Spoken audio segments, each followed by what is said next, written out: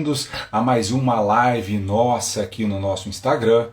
Hoje com uma convidada mais do que especial, uma live que nós vamos falar de um assunto que poucas pessoas, poucos advogados e poucas advogadas dominam, que é como conquistar clientes na advocacia bancária. E a doutora Sofia é especialista na área de direito bancário, tem cursos na área e tem um know-how gigantesco para tratar desse assunto com vocês. Então eu vou convidá-la aqui para a gente participar desta live com vocês, tá bom?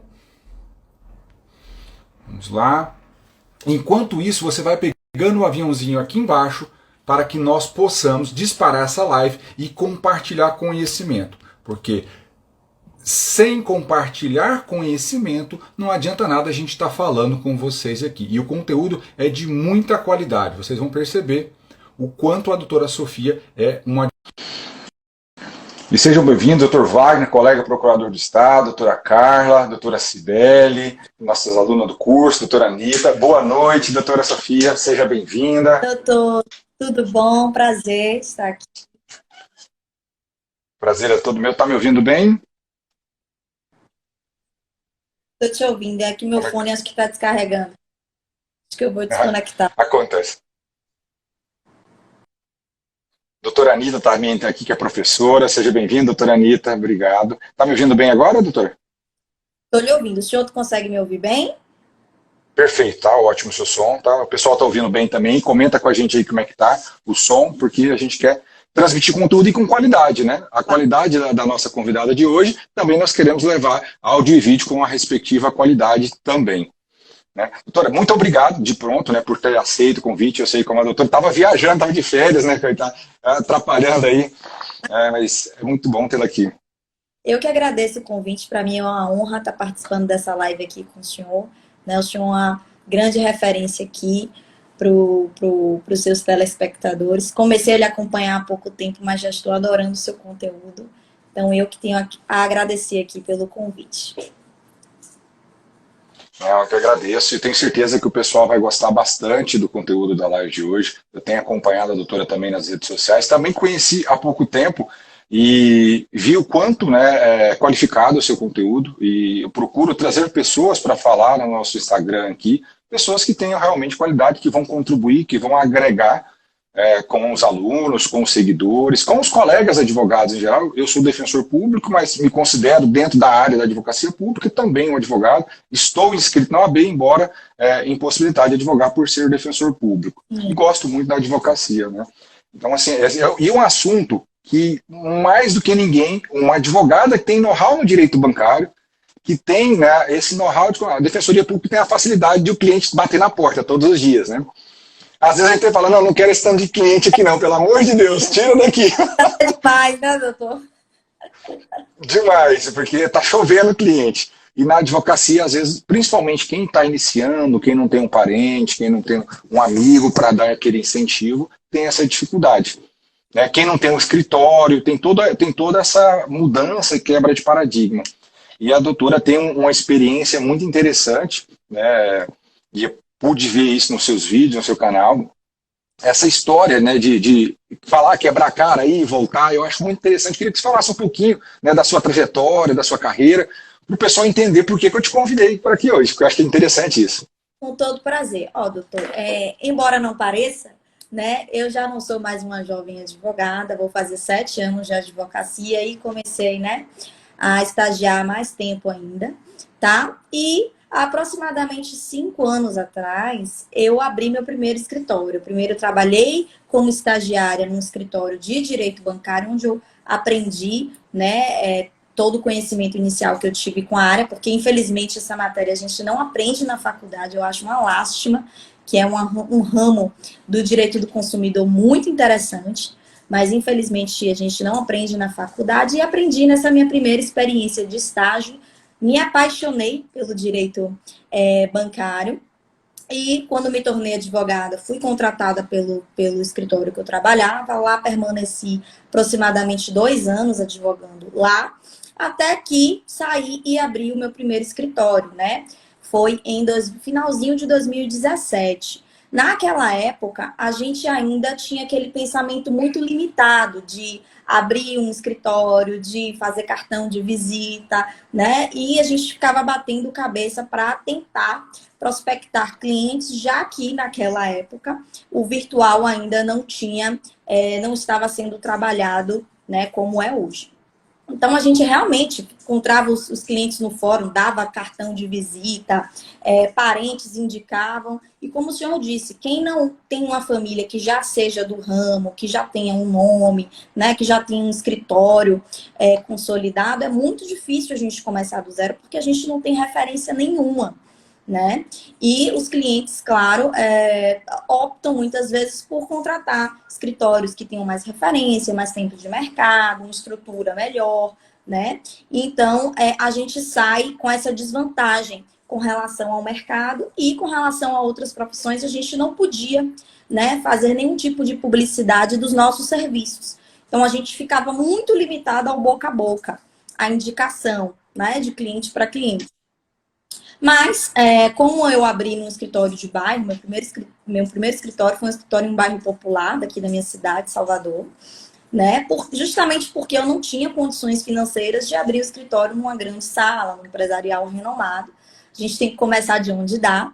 E dali nós começamos a captar os clientes locais, né? Que foi uma estratégia que eu e meus antigos sócios pensamos. Nossa, os bairros populares, né, são muito populosos, tem muita gente.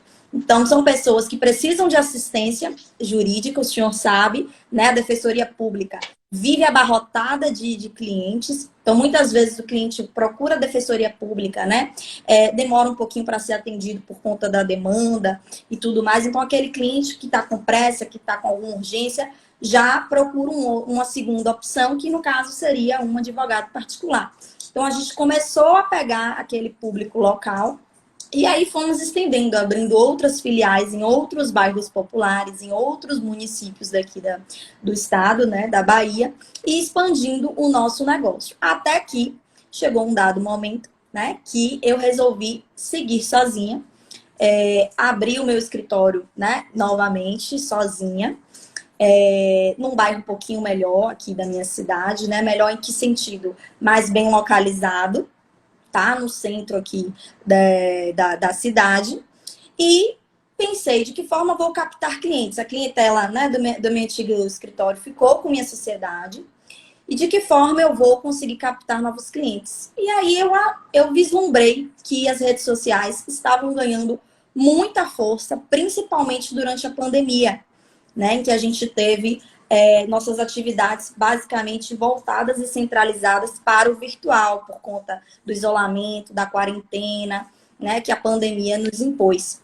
Então, eu falei, bem, as pessoas estão começando a se habituar a fazer reuniões online, né, virtuais, audiências também virtuais. Então, por que não captar essa clientela que eu já tenho no meu Instagram, né? Eu tinha 4.000 seguidores, pessoas do meu ciclo, pessoas próximas. Vou transformar o meu Instagram na minha exposição, na minha ferramenta de trabalho. Vou expor o que eu faço aqui, porque essas 4.000 pessoas aqui do meu ciclo, às vezes não sabem que eu trabalho com isso, sabe que eu sou advogado, mas não sabem do que eu trabalho. Comecei a expor o meu trabalho e foi uma coisa assim absurda. Em questão de 30 dias, né, meu trabalho foi muito divulgado, teve um alcance muito grande. E daí para frente, o meu Instagram virou realmente uma máquina de captação de clientes. E já vai fazer um ano que eu estou, né, nessa sistemática. E o Instagram, hoje, é a única ferramenta de captação de clientes que eu uso. E me traz dezenas de clientes por mês. Então, é realmente uma ferramenta que a gente precisa explorar. Quem ainda não começou, precisa começar. Já está saindo atrasado, então precisa adiantar. Porque realmente é uma vitrine muito grande e a gente consegue ampliar a nossa atuação, né? Hoje, eu atuo em quase todos os estados do país, porque a minha área de trabalho, direito bancário, me permite isso. A gente não tem audiências de instrução, por exemplo, nesse tipo de trabalho, né? Nessa área. Então, eu consigo atuar em todo o Brasil de forma virtual, né? Os autos dos processos são todos digitais. Então, eu consegui realmente ampliar a minha área de atuação e a minha clientela. E hoje eu sou 100% voltada para o digital. Que bacana ouvir isso, doutora, porque assim, olha que interessante, né? Eu tenho um curso, a doutora também tem curso na área, eu acho que é importante a gente divulgar. Em breve a doutora vai estar com inscrições abertas também. E o que é interessante, às vezes as pessoas acham, não, eu estou falando isso para vender curso, para vender aula, para vender mentoria.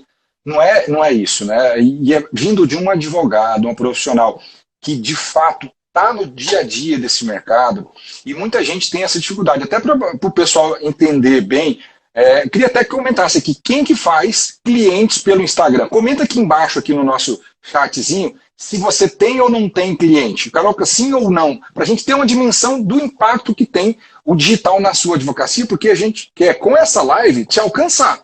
Se você não está nela, a gente vai mergulhar ainda mais com a live para te alcançar com essas dicas práticas, ferramentas importantes. O Instagram, a doutora já adiantou aqui, que é uma delas, né? Nós não temos só o Instagram como ferramenta de captação lista de clientes. Tá vendo? Já tem não aqui. Doutor Edilson Aguiar, perito, eu falo assim, ele é o multifuncional, é perito, advogado, contador, né, Edilson? E tem uma comunidade de perícia bancária fantástica, eu faço parte lá da comunidade dele, muito bom mesmo. Eu vi que o professor Cristiano Sobral também entrou aqui, viu, doutora Sofia? Também está na nossa live aqui, o querido Cristiano Sobral, um grande amigo que a rede social me deu.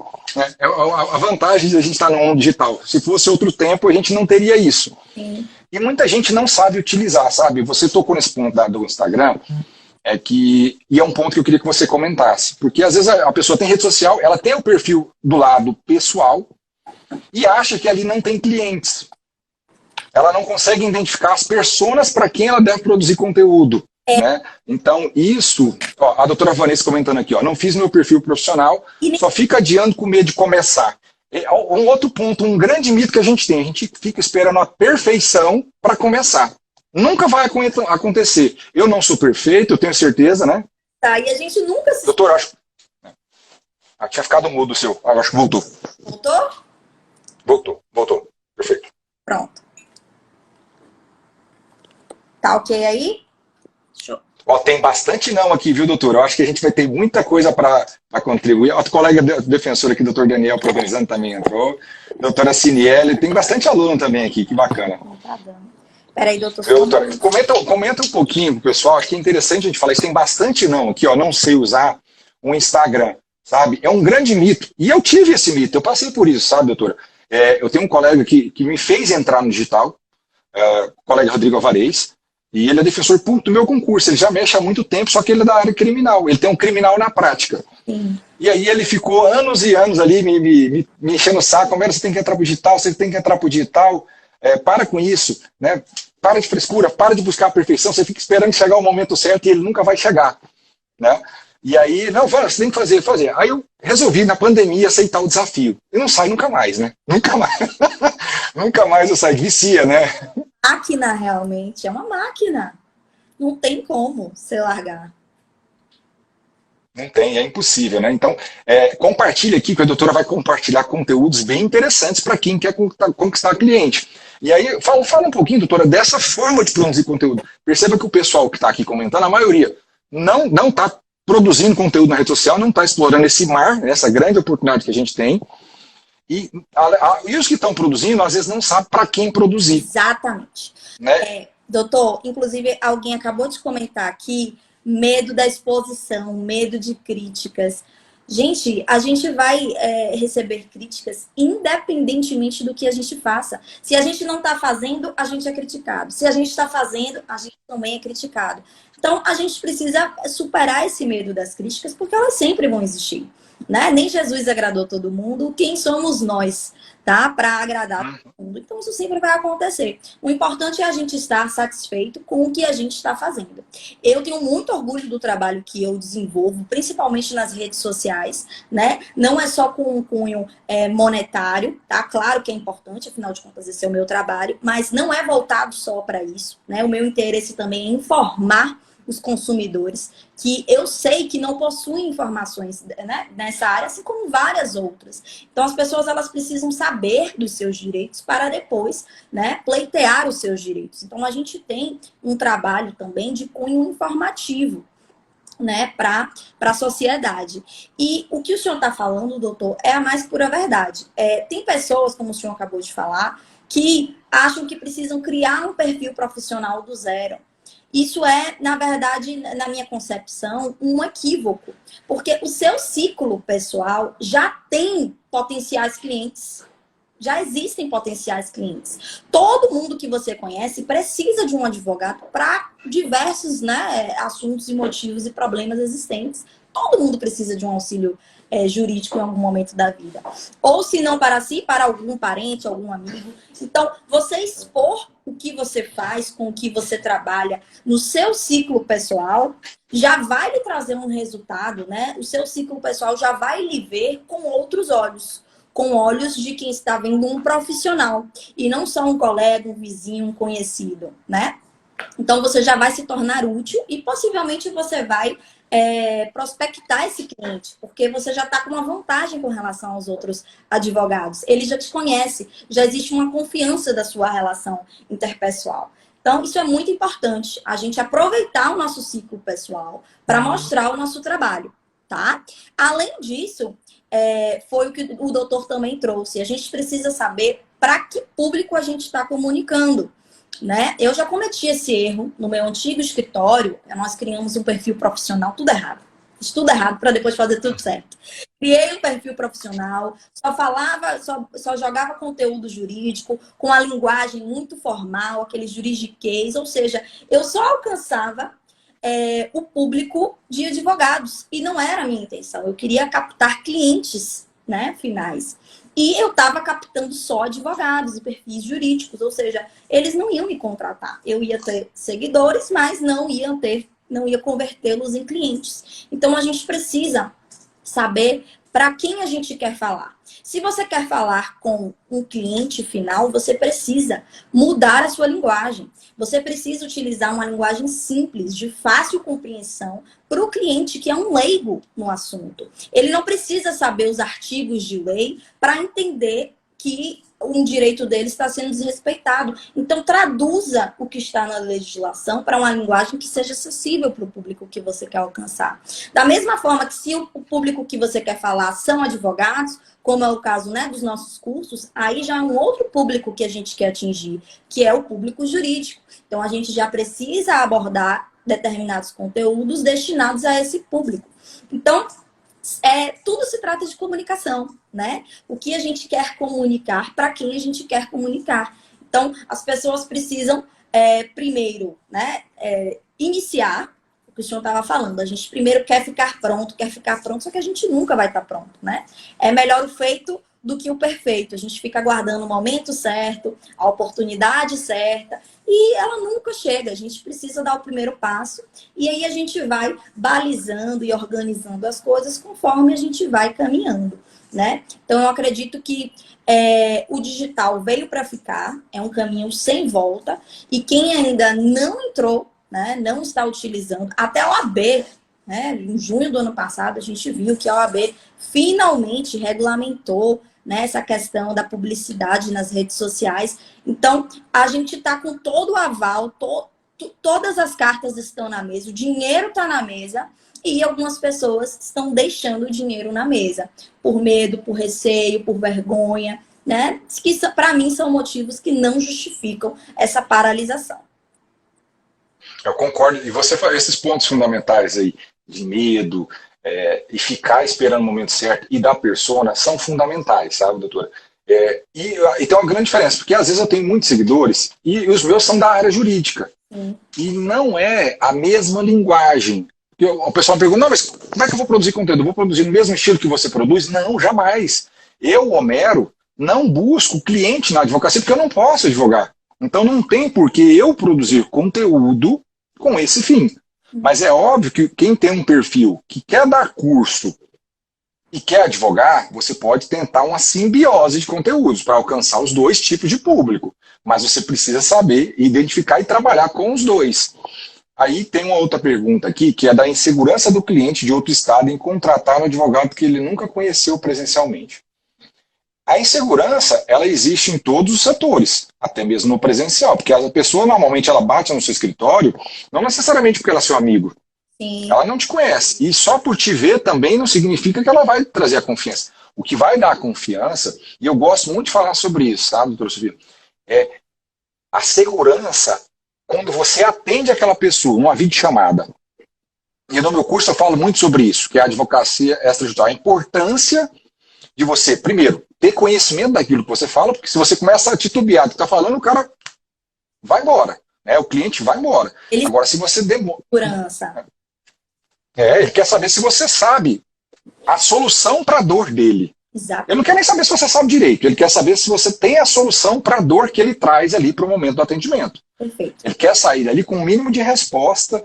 Olha, eu vim aqui com um contrato que eu não consigo pagar mais. Ele não quer saber se o STJ é 50, se é 150, se é uma vez e meia, se é 300. Ele não quer saber isso.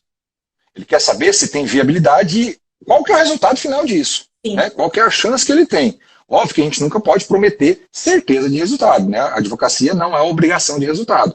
Mas você, com o trabalho e dentro da advocacia bancária, o que é bom? Porque você tem muitos repetitivos, tem um lado ruim, é óbvio, mas tem um lado bom porque você já sabe onde pisar. Sim. Você não está num local que você está tateando as coisas no escuro, sem ver nada. Tem muita insegurança, é óbvio, insegurança jurídica, mas tem muito repetitivo que te dá balizas de trabalho e diretrizes para você ter uma segurança numa entrevista com o cliente. Fala, olha, nesse caso aqui nós podemos avançar, nesse aqui nós não podemos avançar, porque já está pacificado, né, que não cabe. É igual a questão do tema 1085, agora eu estava até comentando agora com um grupo de meus alunos, da limitação de empréstimos consignados, o conceito se estender para o empréstimo mediante débito em conta. Então, foi firmado o repetitivo, embora não transitado e julgado ainda. Quando bater a pedra em cima ali e falar que não se aplica, acabou, não adianta você insistir com isso. Né? Então, você precisa transparecer que sabe o assunto, se apresentar bem também. Eu acho que é importante isso, né? Não adianta você chegar lá, todo mausoléu, bagunçado, cabelo todo. Não é que tem que ser a pessoa. Não estou falando de beleza, gente, estou falando de uma apresentação. Não estou falando que tem que ser um modelo, né? Um modelo internacional lá para. Não é isso. Você tem que estar bem apresentável. Né? Cabelo penteado, aí que se tem barba ou não, pelo menos mais ou menos organizado, não pode estar completamente destruído, né? Você chega lá todo mulambento, peraí, que estranho, né? E também não se desvalorizar, jogar o preço lá embaixo, porque o concorrente falou que é tanto, e aí faz aquela prostituição da advocacia, e quando é esmola demais, o santo desconfia. Então acho que isso também pesa muito nessa entrevista com o cliente. E nessa área tem muita concorrência desse patamar aí, que são, na verdade, são empresas, né, escritório de advocacia, mas na verdade são empresas de recuperação de crédito. Então, eles trabalham com advocacia em massa, realmente. 100% dos contratos que eles analisam, eles convertem em ação, independentemente de ter viabilidade ou não, porque justamente eles ganham um volume, né? Eles cobram um valor menor de honorários, não cobram a análise, sabe Deus como, né? Não cobram análise, não cobram cálculo, não sei que contador faz cálculo de graça no Brasil, mas nessas empresas... E jogam os honorários lá no chão, justamente porque eles ganham no volume. Agora, a sentença improcedente vem, porque justamente a análise foi feita com o intuito de converter em contrato e não com o intuito de realmente informar para o cliente o resultado da análise do caso concreto. Infelizmente, a gente tem essa concorrência, né, nessa área do direito bancário, mas que você demonstrando o seu valor, o valor do seu trabalho, eu, pelo menos, consigo contornar essa situação. E, mais uma vez, o digital. Preciso trazer o digital sempre, porque o digital mudou minha carreira, meu trabalho. O digital, principalmente as redes sociais, traz para a gente uma autoridade com relação ao assunto, que é determinante, tanto na captação do cliente, quanto no fechamento do contrato. Né? Tem outras ferramentas que a gente pode utilizar para captar no digital. Tem o Google Ads, é excelente, é uma ferramenta excelente de captação também. Quem não conhece, gente, pelo amor de Deus, tá deixando dinheiro na mesa. Você não precisa criar site para usar o Google Ads, tá? Ah, porque o site é caro, porque não tem justificativa. Você tem como utilizar todas as ferramentas, Facebook Ads, Google Ads, o Jus Brasil. Para quem está começando, o Jus Brasil é uma ótima ferramenta de captação de clientes, né? Tem um custo baixo, tá? Mas são ferramentas que, embora tragam o cliente, essas ferramentas elas não trabalham a sua imagem profissional, o que o Instagram já faz, né? Então, eu acredito que a gente precisa realmente trabalhar em todas as ferramentas que a gente tem disponível, mas focar em criar e trabalhar a nossa imagem profissional, para que a gente se torne autoridade no que a gente faz e, com isso, a gente realmente se torne uma referência. É muito mais fácil você fechar um contrato de honorários com um cliente que já vem confiando no seu trabalho, que já tem a referência do seu trabalho, do que um cliente que nunca te viu, que nunca ouviu falar de você. Embora seja possível, claro, não é impossível, mas é mais fácil. Então, é por isso que o digital ele é tão importante, né? Justamente porque ele trabalha todos os pontos da sua carreira e desenvolve o seu trabalho de uma forma mais rápida e tem um alcance muito mais abrangente do que o boca a boca. E essa questão digital, doutora, o que eu acho interessante também, e muitas pessoas têm dificuldade em manter a constância. Porque as pessoas acham que é chegar lá um dia na semana e colocar 10 conteúdos. Né? Colocar 10 num dia, encher. Aí fica 5 dias sem postar nada. Né? Fica 5 dias sem postar nada. É melhor você colocar um só por dia do que você colocar tudo num dia só e o restante da semana você vai ficar sumido. Então você tem que ter constância, porque você tem que estar constantemente sendo visto, e sendo visto você é lembrado. Então acho que isso é importante demais, essa constância. Conteúdos rápidos, Reels, né, que veio para concorrer com a rede vizinha ali, é importante. Eu não estou na rede vizinha, não sei se a doutora está na rede vizinha também, não, lá, eu não estou.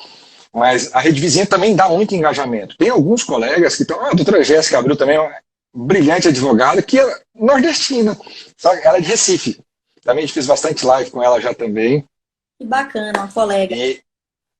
E aí, essa questão da constância, muita gente tem dificuldade, porque produzir conteúdos, e o papel da live não é só falar assim, olha, tudo é mil maravilhas. A gente tem que ser honesto, não é fácil, é uma rotina, você tem que estudar, parar, gravar, regravar, porque às vezes ficou ruim. Não é porque ficou ruim todos que você vai excluir todos. Né? Essa rotina tem que ter hábito, vira um hábito, vira o seu dia a dia. É um trabalho. Né? A produção de conteúdo ela tem que ser vista como um trabalho. Você não tem diversas tarefas na sua advocacia, você tem que fazer prazo, você tem que atender cliente, você tem que cobrar honorários, você tem que fazer audiência, você tem que diligenciar processo, você tem que despachar com o juiz. São tarefas do seu dia a dia, fechar a folha de funcionário, pagar as contas. A produção de conteúdo tem que entrar como uma das suas tarefas de trabalho. Não é algo que você vai fazer se der tempo. Não é isso. É uma das suas atividades que precisam entrar na sua rotina de trabalho, porque é trabalho.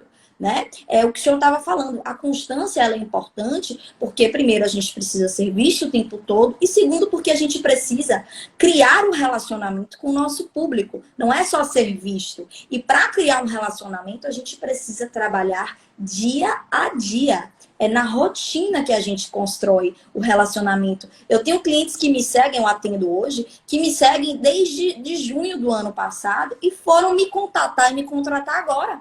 Quer dizer, eles ficaram me acompanhando mais de 6 meses para confiar no meu trabalho e me procurar para me contratar.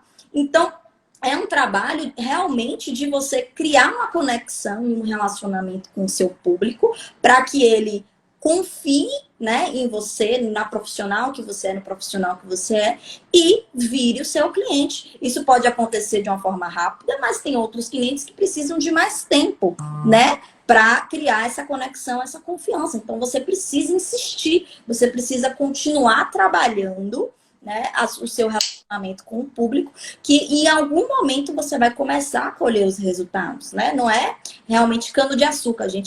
Cana-de-açúcar a gente não passa na máquina e está pronto imediatamente. É um trabalho de constância que a gente precisa trabalhar e precisa ser encarado como um trabalho, não como algo a se fazer quando eu tiver algum tempo.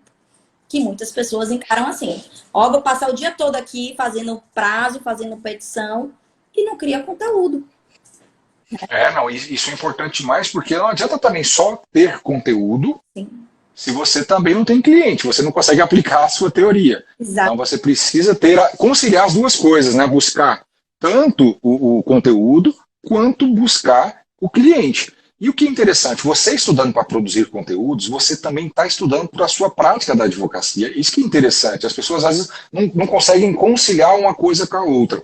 E você concilia.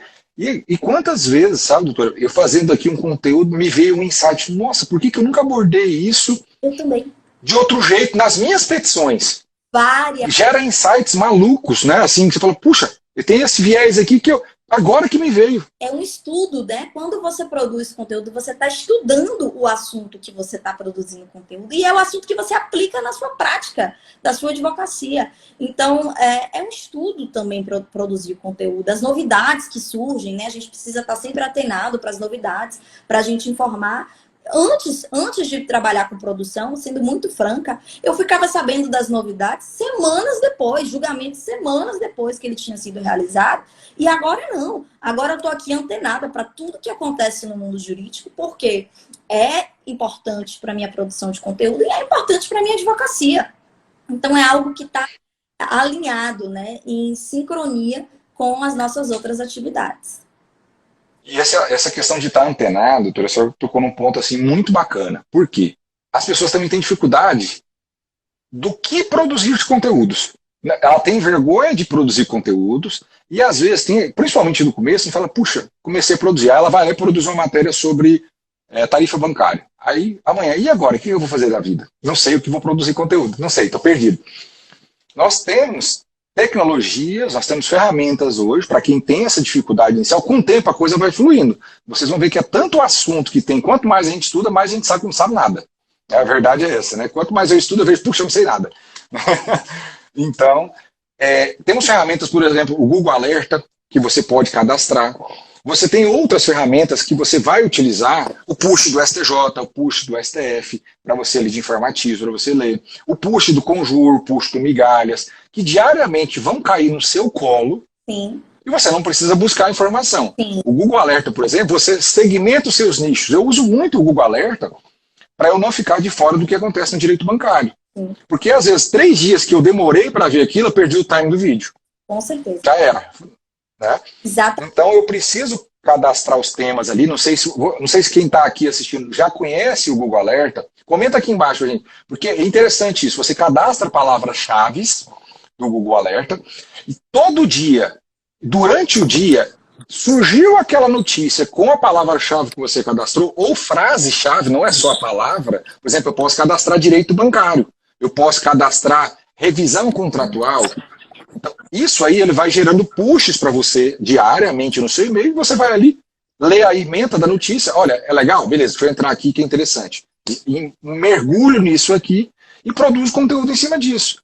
E quem não usa essa ferramenta vai esperar uns 3 dias para tomar conhecimento do fato. Exatamente. Exatamente. E a gente precisa estar antenado, porque hoje o consumo de informação é muito rápido, né? Então, algo que acontece hoje, daqui a 3 dias já aconteceu algo que já superou. A gente viu o julgamento, né, lá no STF com relação à revisão da vida toda dos direitos da Previdência. Nossa, em questão de dias, tudo mudou. Então, quem não está antenado para os seus respectivos assuntos, realmente a gente acaba ficando com a informação defasada. E quem sai com a novidade primeiro vai ter uma visualização maior, vai ter um alcance maior, porque justamente a novidade chama aquele público que está interessado em obter essas informações.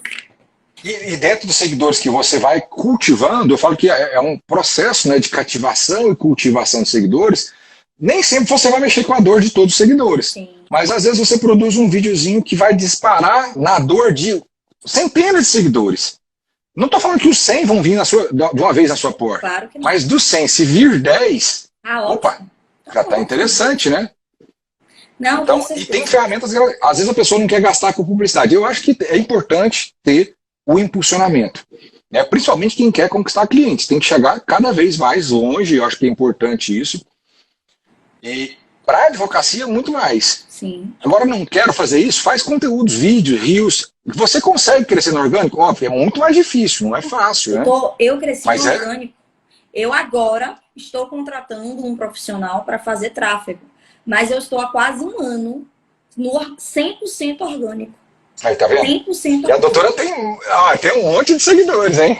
Pois é, justamente criando e produzindo conteúdos, né? Um dos conteúdos realmente teve um alcance muito grande, né? Foram mais de 6 milhões de visualizações.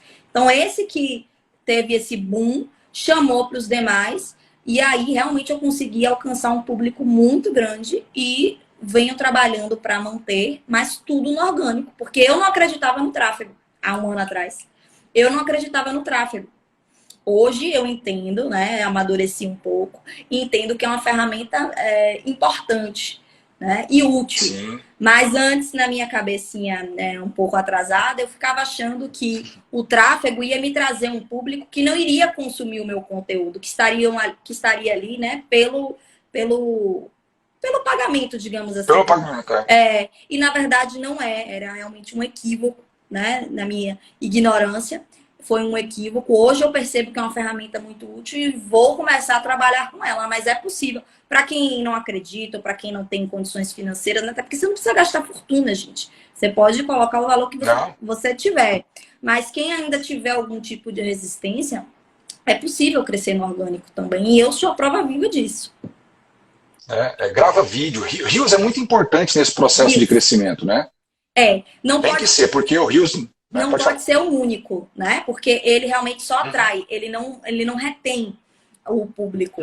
Então, você precisa fazer para atrair o público e precisa produzir outros conteúdos para reter o público. Mas é muito importante o Reels. Hoje ainda é a ferramenta que tem maior alcance no Instagram. Então, a gente precisa trabalhar com ele.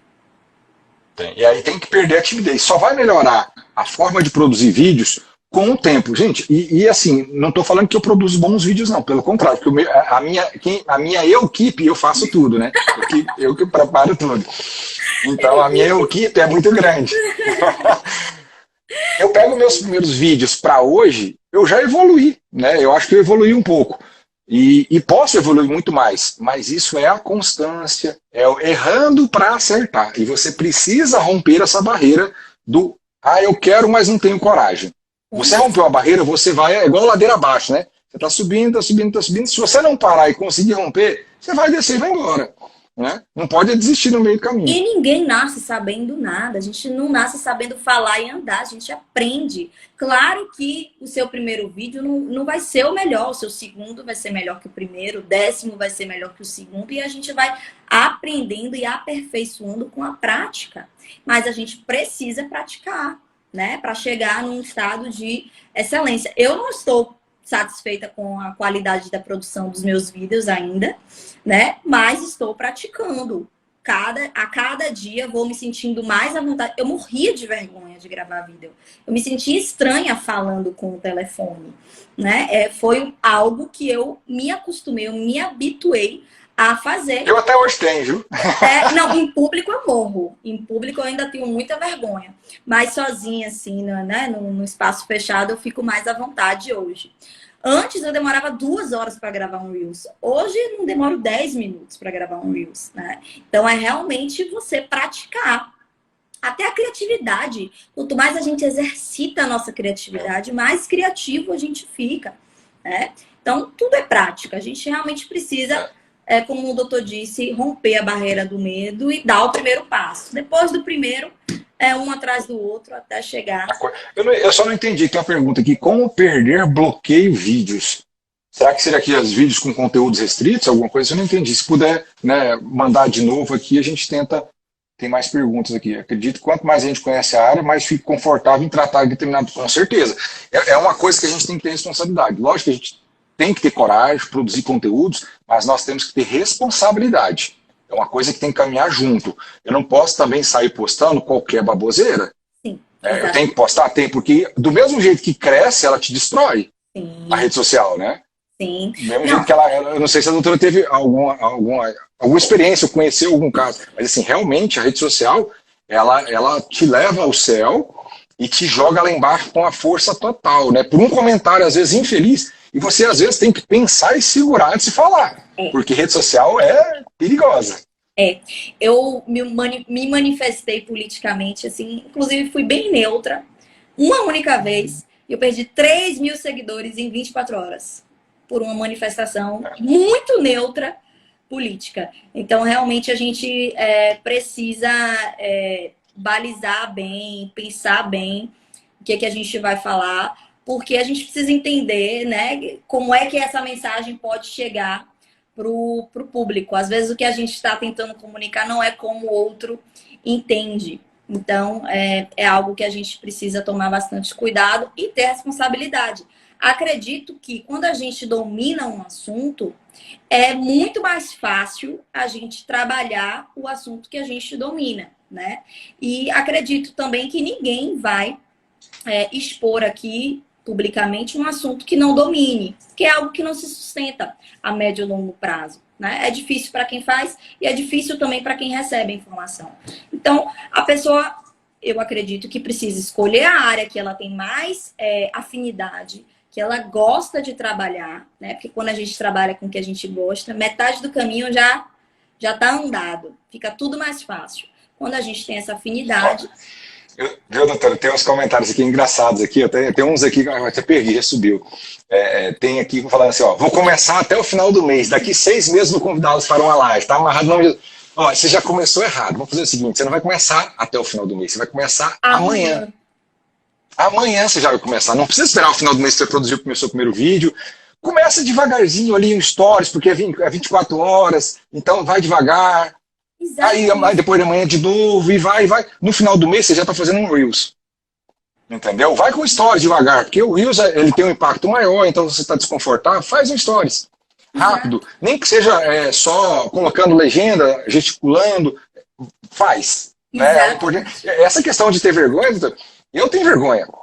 Eu tenho muita vergonha, eu tenho que controlar a minha vergonha para produzir vídeos. E isso aí, as pessoas acham que eu estou brincando com isso. Eu não tenho coragem, eu, Romero, de fazer vídeos do meu dia a dia. Ainda tem essa trava. E eu acho que isso, para quem advoga, é fundamental. Eu não tenho essa desvantagem porque eu não advogo.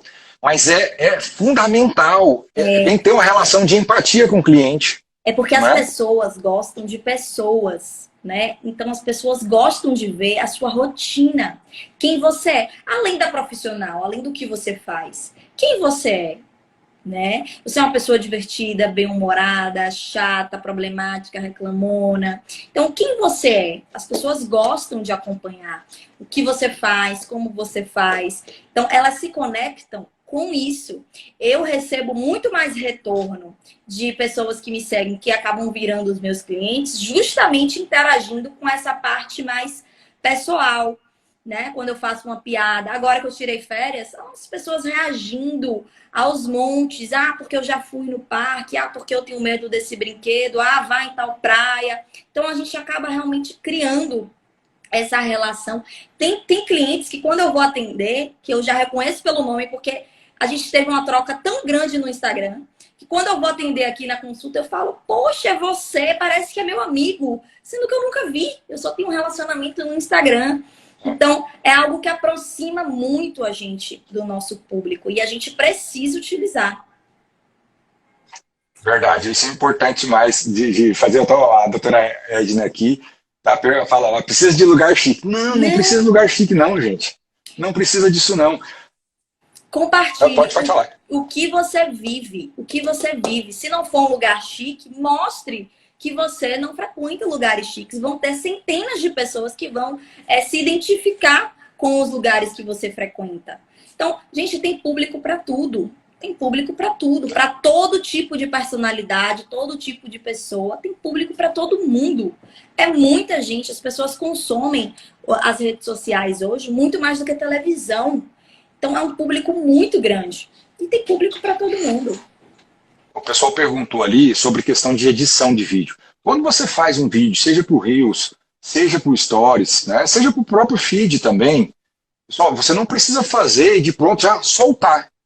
Se você tem segurança, grava, salva com um rascunho, ou se não baixa, porque o Stories você pode baixar e deixar ele no celular, depois você só sobe ele. Ah, estou com insegurança, quero fazer, reassistir depois, eu posso. Pode fazer perfeitamente assim. Ah, eu quero editar o vídeo. Pode baixar. A minha equipe faz a edição no InShot. A minha equipe faz a edição no InShot. Mas eu já estou num ponto que, assim, eu não tenho feito mais edições. Do Reels eu já gravo direto e já mando ali. Né?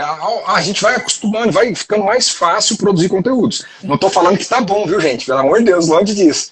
Mas eu já vou produzindo direto ali no Reels, a não ser quando eu quero colocar alguma legenda, alguma coisa específica para informar melhor o público, aí eu levo para alguma outra ferramenta. Mas eu uso normalmente o InShot para fazer essas edições mais rápidas, curtas ali.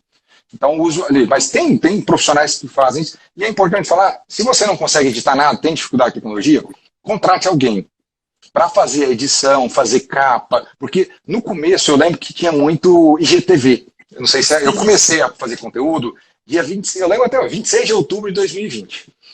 E aí, para fazer aquelas capas do IGTV, meu Deus, eu acho que eu assisti uns 50 tutoriais no YouTube para aprender a fazer aquela porcaria. E nunca acertava. E eu nunca fiz. Colocar uma legendinha aqui. E eu nunca fiz. Nem sabia, tô sabendo agora que pode fazer capa de IGTV. Aí para colocar em cima a legenda para ficar certinho, enquadrado, eu gastava mais tempo fazendo isso que produzindo vídeo. Pois é, e não é uma coisa necessária. Veja, eu nem sabia que podia fazer capa. E postava IGTV. Então, o importante não é sair a coisa perfeita, né, profissional, maravilhosa. O importante é sair um conteúdo que o seu público queira consumir. É só isso. É só isso. Faça o seu melhor e com o tempo o seu melhor vai ficando cada vez melhor. Então, tem bastante aqui. Tá falando que o senhor é blogueiro, já faz vídeo de dentro do carro. Mas, ó, dentro do carro com o vidro fechado e local isolado. Fazer vídeo na rua eu sofro, hein? Eu tenho ódio. Esses dias eu fui passear com a cachorrinha aqui e fui gravar um vídeo. Gente, eu olho pro lado pra ver se no carro, olho pro outro, olho pra ver se tem gente, aí eu gravo. Falei, rapidinho. Gravo falando até... Eu gravo até mais rápido, com medo de chegar alguém. É muito impressionante isso. Mas eu preciso romper. Isso é uma dificuldade que eu tenho e que eu acredito que muita gente tenha. A gente tem que romper essas dificuldades. Exatamente. Muita dificuldade mesmo, né? Mas então tem que... a gente também não pode ficar paralisado. Tem vergonha de gravar em público? Grava quando estiver sozinho. Deixa salvo os vídeos e vai postando ao longo do dia. Né? Para quem tem vergonha, você pode deixar o vídeo gravado, faz uma sequência de vários vídeos e vai postando ao longo do dia. Então a gente precisa só se adaptar e fazer o que a gente puder, né, de melhor dentro das nossas limitações e com o tempo a gente vai se soltando. Com relação a críticas, né? Alguém comentou aqui que tem essa questão das críticas. Realmente a gente ainda tem uma advocacia muito intruncada, muito, né, tradicional, que descredibiliza realmente o profissional que utiliza das redes sociais para produzir conteúdos, né? Eu, quando comecei, foi em março do ano passado, 2021, um colega muito querido veio me dar, na verdade, um conselho, né? Porque um vídeo meu do Reels, o primeiro que eu tinha feito até, foi parar num grupo de advogados que ele estava e os colegas me criticando, né? Como se isso fosse algum tipo de vergonha. Eu ignorei solenemente, segui fazendo o meu trabalho e hoje tenho certeza que todos esses colegas que me criticaram dariam um braço para estar no meu lugar. Porque esses vídeos que eles criticaram me colocaram numa posição que eles até agora não conseguiram chegar, né? Então, a gente realmente tem que estar preparado para ouvir críticas. Eu prefiro nem saber também. Quem quiser me criticar, não precisa me contar, não. Né? Isso não me agrega em nada. E mesmo assim, continuar seguindo. É algo que eu pelo menos acreditava nesse projeto, né? Eu vi acontecendo com outros advogados, eu falei, bom, se eles podem, eu também posso, né? Eu vejo advogados aí com milhares de seguidores, né? Faturando milhões de reais por mês, por ano, e bem, se eles conseguiram chegar nesse patamar, por que eu não? Eu sou um excelente profissional, eu sou competente, então também vou. Eles foram por esse caminho, deu certo, então eu também vou. Claro que vão existir pessoas que vão nos criticar, mas o lado bom é que existem muitas pessoas que também, né, reconhecem e parabenizam o nosso trabalho. Eu tenho muito mais retorno positivo de pessoas me agradecendo. Ó, doutora, a senhora salvou minha mãe, ia renegociar aqui um contrato, a dívida ia para não sei quanto. Graças ao seu conteúdo, eu mostrei para ela. Então, assim, o retorno que a gente tem, né, positivo, supre qualquer crítica negativa. É verdade. Não, e isso não pode deixar te incomodar, porque vai acontecer na sua advocacia de papel, que eu falo, que é aquela de escritório, vai acontecer no digital, não tem como fugir disso, mas você precisa migrar. O que eu acho importante desse trabalho, teve até uma pergunta lá atrás, falando, mas como é que eu faço com audiências fora? E a doutora comentou um pouco sobre isso, né? Com a advocacia de direito bancário, qual que é a vantagem dela, principalmente dessa questão de captação de clientelas? Ela transpôs barreiras.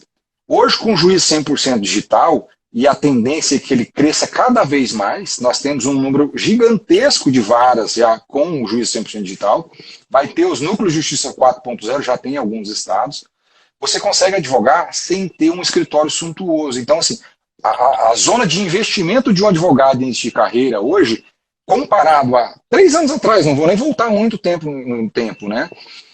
É muito menor. Você precisa ter, primeiro, equipamento bom, né? Um computador para você conseguir trabalhar, fazer as audiências, um celular bom para você fazer os vídeos, produzir conteúdos, e disposição de sobra para trabalhar.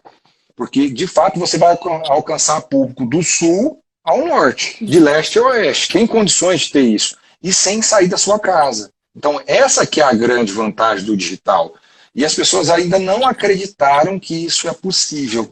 Né? E a doutora está aqui como prova viva de que é possível fazer esse tipo de trabalho atendendo de dentro da sua casa. Às vezes não tem nem um escritório físico, né? Não, e nem precisa. Tem muita gente que não tem. E não precisa. É o que o doutor está falando. Antes a gente tinha que montar uma estrutura minimamente apresentável para conseguir... Primeiro, era uma dificuldade colocar o cliente dentro do seu escritório. E uma vez que ele estivesse dentro, era uma dificuldade muito grande de você fechar o contrato também, porque você tinha que ter um escritório minimamente apresentável, né? E isso requer um investimento nesse sentido. E para você ter um retorno depois de ter feito todo esse investimento, é muito cansativo, principalmente com a desvalorização da nossa profissão, né? Infelizmente, a advocacia ainda é muito desvalorizada. Então, era um investimento muito grande. Hoje, você não precisa de escritório físico. Você não precisa. Para ter um bom faturamento mensal, bons índices, né, de clientes captados, conversão, você não precisa de escritório físico. Eu tenho alunos e alunas que trabalham home office, né? Eles fazem toda a captação digital, eles atendem o cliente virtualmente, né? Lá no escritório da casa deles, que eles montaram o ambiente de trabalho deles, que às vezes é dentro do próprio quarto, né? E fazem um atendimento, fechando o contrato, passa a atuar no processo também dentro de casa. Ah, mas o cliente quer um atendimento presencial. Não tem problema. Você contrata um coworking, né? Que são espaços que são bem apresentáveis, são custo-benefício, você contrata aquele coworking ali só para que realmente aquela exceção, que são realmente poucos os clientes que fazem questão de um atendimento presencial, e você vai atendê-lo lá. Então, assim, é algo que trouxe para a gente também esse investimento baixíssimo. Você só precisa, como o doutor disse, ter boas ferramentas de trabalho, computador, celular, né? Ter conhecimento, e aí é um investimento na sua formação como profissional realmente, e fazer um bom atendimento. Só isso. Você não precisa de mais nada para ter uma boa rotatividade de clientes e de contratos na sua advocacia. Essa questão da pandemia, doutora, eu acho que ela fez o seguinte, né? Antigamente nós tínhamos uma discrepância muito grande, né? Os escritórios suntuosos e o advogado de carreira. Ele tinha que entrar num escritório desse, fazer carreira e depois ele monta o dele, né? Normalmente fazia esse ciclo, né? Porque a pessoa começar sozinha e concorrer com um mega escritório é difícil, não é fácil. Hoje nós temos um cenário que é diferente. Está todo mundo no mesmo plano. A pandemia jogou todo mundo no mesmo plano. Agora, está no mesmo plano desde que você invista muito no seu digital. Né? Você está concorrendo no mesmo nível que um escritório tem lá 2, 3 andares, se ele não investe no digital. Sim. Agora, você estando no digital, você acaba adquirindo essa autoridade no assunto que o escritório físico lá não vai ter. A pandemia isolou esses grandes escritórios.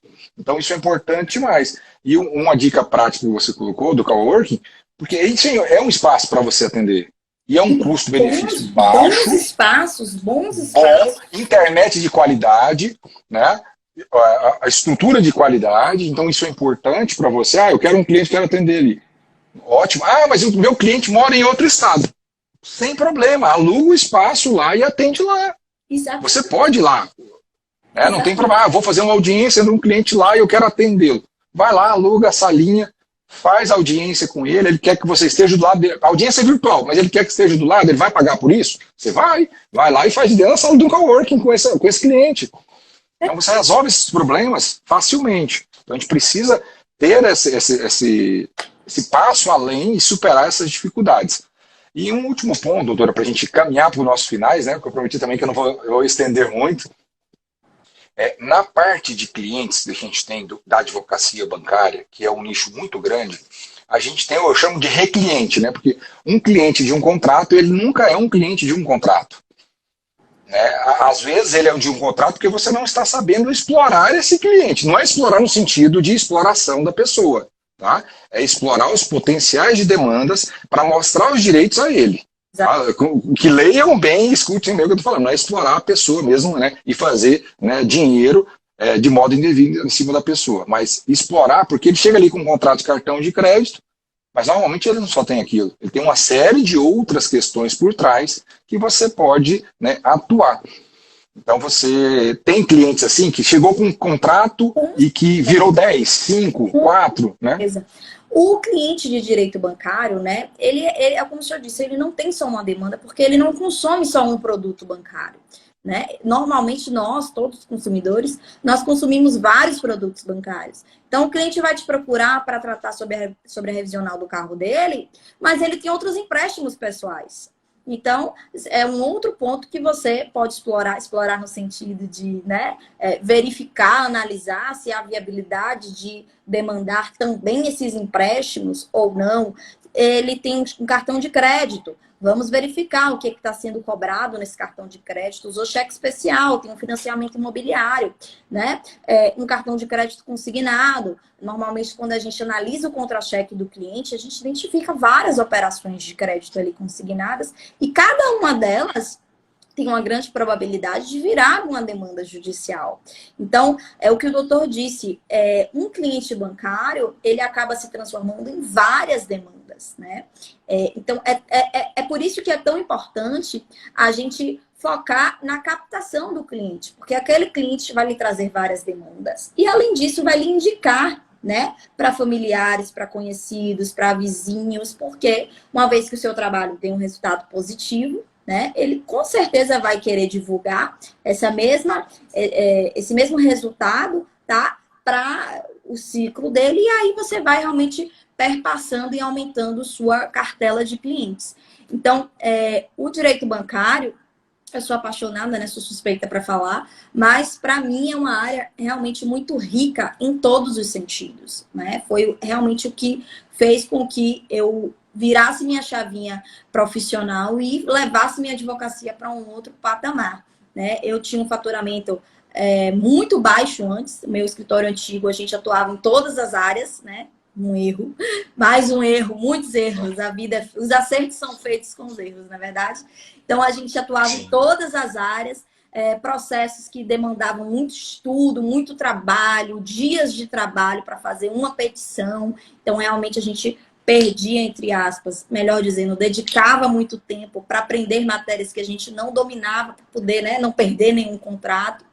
E o faturamento era 4 vezes menor do que eu tenho hoje, com um trabalho muito mais rápido, porque eu domino 100% a minha área de atuação, faço as petições de uma forma muito rápida. Então, tudo flui de uma forma muito melhor, né? Tanto financeiramente quanto a logística de trabalho, quando a gente realmente decide o caminho que a gente vai trilhar. Escolhe um primeiro, né? Para não ficar sambando em vários caminhos, e escolhe um e se dedica 100% a esse caminho. E o digital está no meio do caminho de todo mundo, gente. Não tem para onde correr. A advocacia tradicional morreu e ela não volta mais. É verdade, perfeita essa colocação, porque quem não está no digital não vai estar no mundo, a verdade é essa, né? Vai estar completamente fora do mundo, vai estar fora da realidade. Não tem como. E um último ponto, doutora, que a senhora colocou até agora, a questão de ter a fidelização, de ter resultado positivo. E no começo você tinha falado sobre a parte de advocacia de massa, aqueles escritórios da empresa que ajuizam desenfreadamente. Esse tem um outro lado que é extremamente perigoso para a advocacia bancária, porque aí começa a surgir aquelas discussões, né, de litígio predatório, advocacia predatória, que é péssimo, que é um absurdo essa tese que os bancos têm levantado e acaba atrapalhando a vida de muitos profissionais. Eu fico muito chateado e muito triste de ver um advogado do outro lado levantar uma tese dessa. Mas nós temos que também ter, eu falo muito isso nas minhas aulas, sabe, doutor? A advocacia bancária, por mais que a gente tenha um volume gigantesco, a gente não pode ser um robô. Não. A petição, ela tem um padrão? Ela tem um padrão, mas eu tenho que personalizá-la para cada caso concreto. Eu não posso fazer uma petição extremamente genérica. Exato. Isso é que leva a essas teses de litígio predatório. Por causa dessas petições genéricas absurdas. Né? Exatamente. E aí quem tem um escritório pequeno, que é o virtual, é você trabalhando com todo mundo, o que ocorre? Você não pode queimar um cliente com essas advocacias temerárias, de fazer uma ação genérica, petição completamente genérica, uma improcedência dessa, esse cliente vai ficar com raiva de você, ele vai contaminar, ele não vai te indicar para outras pessoas, e se alguém perguntar, ele fala mal ainda. Então, para grandes escritórios, essas grandes empresas, isso não faz diferença. Não Mas faz. para você que está nessa advocacia mais seletiva, faz uma grande diferença. Você não pode cair nessa vala comum. Não, e que mostra realmente, né, é sua imagem que está ali como profissional. Porque essas empresas de recuperação de crédito, ninguém nem vê o advogado. Né? Ele conversa ali com o vendedor, às vezes o advogado que atende ele não é o advogado que faz o processo. Né? Então, assim, eles realmente não estão preocupados com a imagem e a credibilidade da empresa. Tanto é que muitos clientes me procuram para tentar consertar aí alguma coisa que deu errado nessas ações. Mas quando a gente vai ver, joga no Google, tem centenas de reclamações dessas empresas, né? Justamente por esse tipo de conduta. Então, mas para você que está ali expondo sua imagem como profissional, que quer alavancar sua carreira e não detonar sua carreira, você precisa fazer um trabalho com responsabilidade.